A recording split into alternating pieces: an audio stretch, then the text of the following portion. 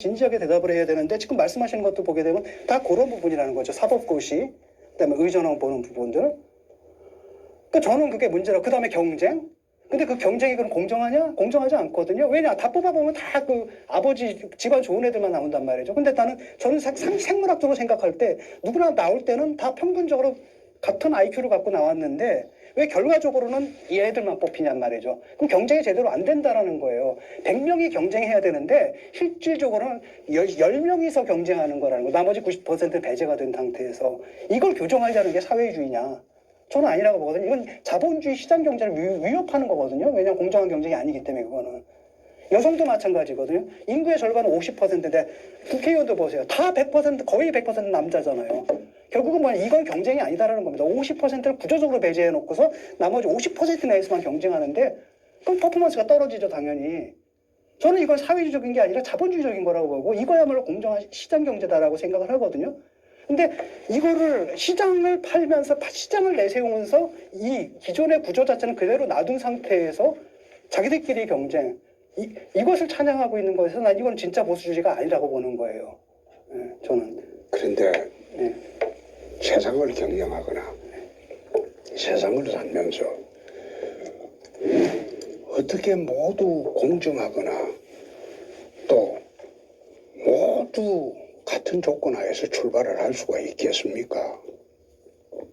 어려운 환경도 있고 또 힘든 세월을 보낸 사람도 있는데 그 속에서 남들보다도 아버지를 잘못 만났으면 좀 더 열심히 노력하고 그걸 극복하려고 노력하는 거 그게 사람 사는 세상이지. 지금 보면 말씀하시면 네. 또 개인에게 돌리거든요. 제가 얘기하는 건 뭐냐면은 정말로 우리가 무슨 정책에 의해서 모든 사람들이 평등한 것을 만들 수 있다? 저는 그런 꿈은 없습니다. 다만 지향점이라는 게 있어야 된다는 거예요. 그 지향 그런 사회를 지향하느냐 되도록이면은 지금 우리가 다 불완전하지만 적어도 조금씩 세월이 지나가면서 조금씩 1mm씩이라도 그 사회로 가고 있느냐 그게 중요하다고 보거든요. 그럴 때는 사람들이 희망을 잃지 않아요. 근데 지금은 지향점 자체가 다르거든요. 지금 말씀하시는 것도 개인 니들이 더 노력하라는 얘기잖아요. 네가 아버지 잘못 만났으니까 더 노력하라. 저는 이것은 보수주의 태도가 아니라고 보는 거죠. 네. 현 제도가 지금 불공정하니 제도 시스템은 공정 시스템으로 만들어 놓고 나머지는 개인이 노력을 해서 그걸 성취를 해야지 개인이 노력을 해서 성취를 하지 않고 그걸 모든 것을 사회 시스템 탓으로 돌리는 것은 그건 옳지 않은 거죠. 의원님. 모든 개인은 노력을 하고 있어요. 지금 그러지 않아도 어떻게 더 노력을 합니까? 편의점에서 김밥 먹고 쪽잠 자고 어떻게 더 노력을 해요? 아니요.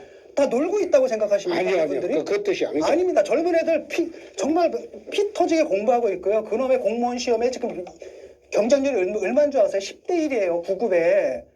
앉아가지고 그 노량진에서 그 컵라면 먹으면서 앉아가지고 고시학원에서 이렇게 하고 있는데 그게 그 사람들한테 가지고 노력해라? 아니 교수님 9급 공무원이 10대 1이라는 사회는 이건 잘못된 사회입니다. 일자리는 민간이 만들어야죠. 민간에서 일자리가 풍부하면 9급 공무원은 진짜 충원을 하기가 어려울 정도가 되는 것이 그게 정상적인 사회죠. 민간의 일자리를 다 없애놔놓고 어떻게 공무원 그 안정이 보장되는 공무원 9급 공무원 제 기억으로는 제가 대학 다닐 때는 9급 공무원은 고등학교 졸업하는 사람 9급 공무원 시험 다 봤어요. 대졸자들은 9급 공무원 시험을 아예 안 봤어요. 그때 대졸자들은 7급 공무원 시험을 봤어요. 근데 지금 9급 공무원 시험에 대졸자들이 그래 몰려드는 거는 민간에 일자리가 없다는 거거든요. 그 젊은이들이 졸업하고 갈 자리가 없으니까 9급 공무원이라도 하자. 그 사회가 얼마나 불행하고 잘못된 사회입니까?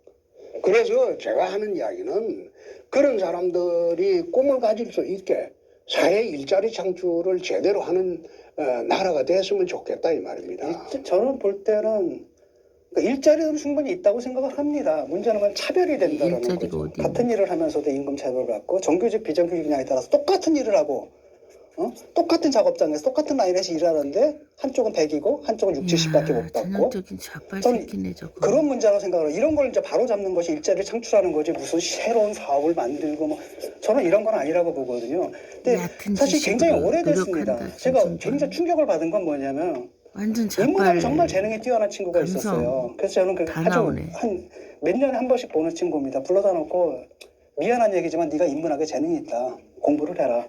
근데 알지? 인문학 해가지고 밥 못 먹는 거, 운송한 거. 하지만 네가 재능이 있기 때문에 난 선생으로서 너한테 알려준다. 그리고 네가 공부를 하겠다면 내가 경제적으로 뒷받침까지 큰 건 아니다 하더라도 어학학원 다닐 때 왜냐면 영어나 외국어는 필요하니까 이렇게 얘기했는데 가만히 있다가 듣다 하는 얘기가 뭐냐면 됐어요? 그러더라고요. 왜냐 그랬더니 지금 공무원 시험 볼래요. 그러니까 이때 너무 충격을 받았거든요. 젊은이들이 우리가 이 애들을 이렇게 만들었구나. 일자리가 어디 있어 지금. 지금 말씀하신 대로 동일노동, 동일임금 그건 맞아요. 그 정책이 맞아요. 그러면 동일노동, 동일임금 정책은 쓰는 작업장이 다를 때는 동일임금, 동일노동이라는 그 원칙을 적용할 수가 없어요. 두 번째, 정규직, 비정규직 문제가 있습니다. 정규직은 임금을 100을 받는다면 비정규직은 6, 70도 못 받아요. 그래서 문재인 정부에서는 비정규직 없애라 그 이야기를 하죠. 근데 기업 입장에서는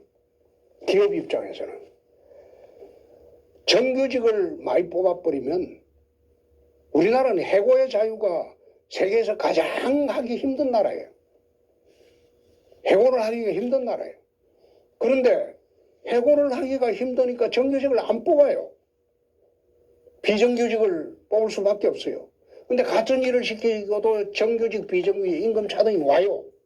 그래서 정부에서 동일노동, 동일임금을 하라고 강요를 하는데 정규직, 비정규직 사이에서는 그게 강요가 안 되죠. 그래서 제 이야기는 기업에서 예를 들어 그 이야기를 마저 하고요.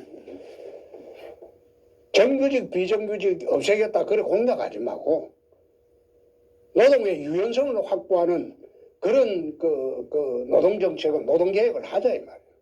독일의 메르켈이 지금 독일의 번영을 구가하고 있는 거는 메르켈 이전에 사회민주당인가 그 당수였던 슈레더가 하르츠 계획을 했어요.